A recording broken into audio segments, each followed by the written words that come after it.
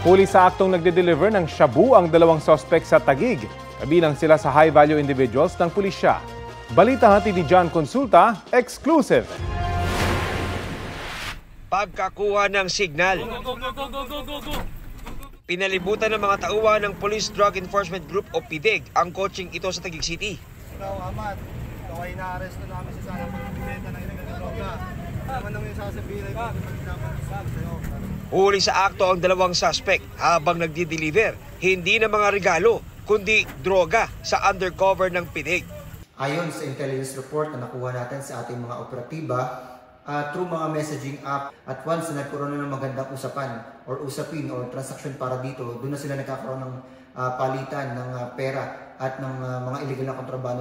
Nagkakahalaga ng 3.4 million pesos ang shabu na na-recover sa dalawang suspect na dapat ay i-deliver sa ibang umorder para ngayong Pasko. Ito mga high-value individuals na nahuli natin. Ang kanilang area of operation ay dito nga sa Taguig City at mga nearby cities. So dito sila, ito ang halos sa iniikutan ng kanilang network para dito sa pinagbabawal na droga na ito. Wala pang pahayag ang dalawang naaresto na nakakulong na sa Camp Bagong Diwa. John Consulta, nagbabalita para sa GMA Integrated News.